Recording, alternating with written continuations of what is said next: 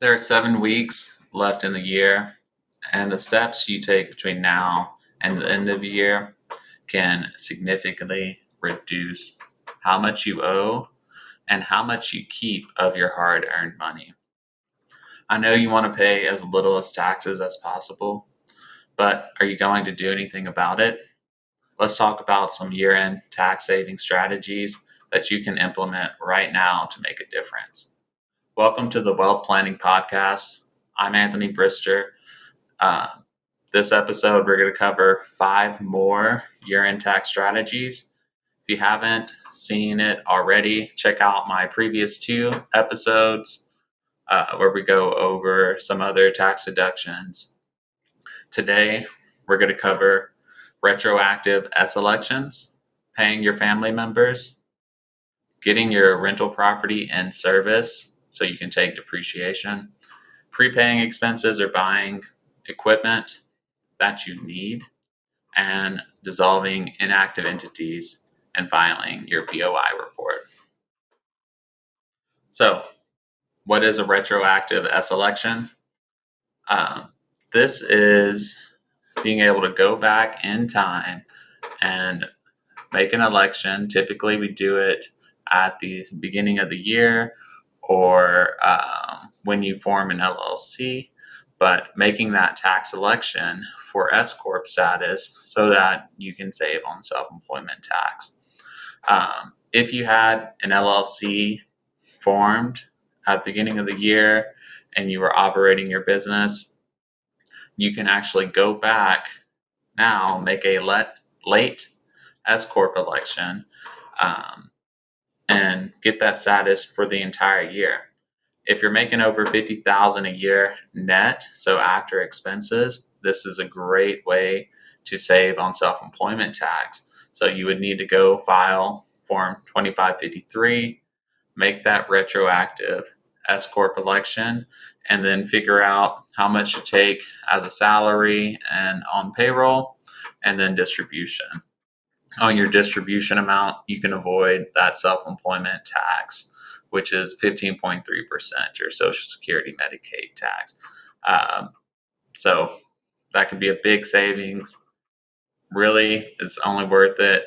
Generally, you're at 40, 50,000 net profits just because there is some more administrative costs. But if you're making more than that, this can really make a big impact. Second up is paying family members. So if you are supporting a family member, let's say kids, parent, brother, sister, adult, you name it. If you're using after-tax dollars to support them, you can actually get them to work. So have them perform some services for your business. Figure that out, right? There's endless opportunities depending on age, experience, right? But get them in the business. I don't care if it's scrubbing toilets, shredding paper, all the way to helping you with accounting, being on your board of advisors, you name it, right? There's endless opportunities. Just make sure that they are performing services. By doing that, you can actually pay them for their services and go from your higher tax bracket to their lower tax bracket. Now, let's talk about paying your kids first, and then we'll talk about family members. So when we're paying kids, typically we're going to ask, are they over 18 or under 18? Because it makes a difference on how we pay them.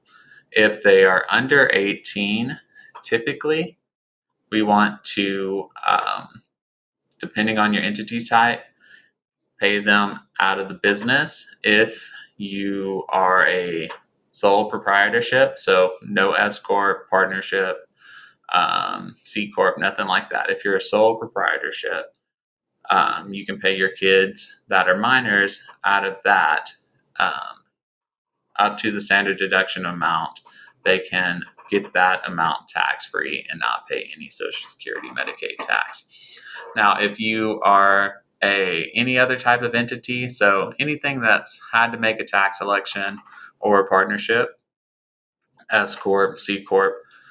If your business is that, what you need to do is pay some kind of business, typically a family management company. So find services that your kids can do for your business and treat them as contractors under your personal family management company. So your business will pay your family management company, and then you will pay your kids out of your family management company, which would be a sole prop.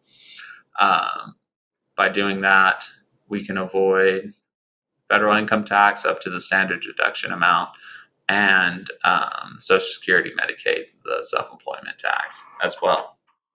The biggest thing, though, is to make sure one, they are providing services, two, you're paying them a reasonable amount, and then three, whatever those services that they're performing are ordinary necessary for your business. So, mowing your home's lawn probably isn't going to be an ordinary necessary for your business, but cleaning the toilets, shredding paper, organizing the files, um, participating in board meetings, all of those are ordinary necessary. So to pay your minor kids, you want to go through that family management company or through a sole prop. Now, if they are over 18, that's when you want to ask, are they performing services as if they were a contractor? So they're kind of free to go. They work when they want, come and go as they please, or are they acting more like a traditional employee? Depending on that question, we'll either have them as an employee, so you'll pay half the Social Security, Medicaid, self-employment tax. The other half would come out of their paychecks, and you run payroll just like a traditional employee. Or if they're acting more like a contractor, we would 1099 them out of our business. In that case, they'd be solely responsible for the self-employment tax. It really depends on control. If they're acting like an employee, go ahead and put them on the payroll. But when they're over that 18, avoiding the Social Security, Medicaid tax through the family management company no longer works. So just like your kids who are over 18, also any family members who you might be using after-tax dollars to support, get them involved, put them to work, and pay them that same way. If they're acting like an employee, put them on the payroll. Otherwise, you can 1099. I get a lot of questions about paying your kids. So that hopefully that was helpful. Really make sure that they're performing services, you're paying them an appropriate rate, and it's ordinary, necessary, and reasonable for them to be providing those types of services for your business. Next up is for all you real estate investors. So if you bought a rental property this year, in order to get depreciation, you need to actually get that property in service. And there's two different requirements when we're talking about for in service. And it depends on whether you're in a long-term rental or short-term rental. The long-term rental is going to be a little bit easier threshold than the short-term rental. So in context of a long-term rental, in service means that your property is ready and available for rent. If you get to that requirement, so it is rent ready, you can start depreciating that property. So you don't have to have a tenant in place. It just needs to be rentable. It has to be habitable and available for tenants. On the flip side, unlike a long-term rental, short-term rentals, you actually have to have some type of rental activity for it to be established as being in service. Typically, we go by at least 2 or 3 times rented out of activity. And really, the reasoning behind this is the IRS doesn't want you being able to depreciate a property that you mainly use for personal use. So by having this in place at least 3 times, and also more than what you personally use it for, that prevents some of that personal usage, people using the vacation homes, things like that, to just get a big write-off. So in summary, for long-term rentals and service is an easier threshold. It just needs to be rent ready, habitable, available for tenants. It does not have to be rented out. For short-term rentals and service means that it's actually had some rental activity. Next up is prepaying your expenses or buying equipment that you need. This one, I feel like you hear a lot of times, but you want to make sure that if you're buying stuff, if you're spending money, it is appropriate for your business and you actually need it. Just because if you're spending that money, it isn't a dollar for dollar tax saving. So if you're spending $20,000, you're not saving $20,000 in taxes. So you want to make sure that you do need it. But if you do need something and you know you're going to probably buy it at the beginning of next year, if you can go ahead and buy it now, you can get that deduction and lower your taxable income. Same thing for equipment, right? I don't like telling people to go buy a truck or a car just to get a tax deduction if they don't need it.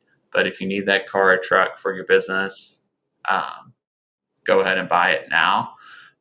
But don't just go buy it to get a tax deduction because you're spending money that you could otherwise use to invest. Lastly, we have dissolve any entities that you don't need or won't use any longer, and make sure that you have your BOI report filed. So if you don't have any entities, or if you have some entities, that you don't use or are just kind of sitting there, you should consider dissolving them just so you can avoid any unnecessary state fees. Some states have flat out taxes. There's no point in paying those if you aren't going to use them. The annual state filing fees for California, I believe, are like $800 a year. So if you just got a California LLC sitting out there, every year you're paying $800 for no reason. So check on those. Don't let it just go inactive. In case you did have some activity in there for asset protection purposes, we want to dissolve those the correct way. Next up really is the beneficial ownership information report that is required by the Financial Crimes Enforcement Network, FinCEN. This is a new law that came into effect at the start of the year, and the penalty is $500 per day for not having it. For people who had entities before the end of the year or before the start of this year, you've got until December 31st to get your BOI report filed.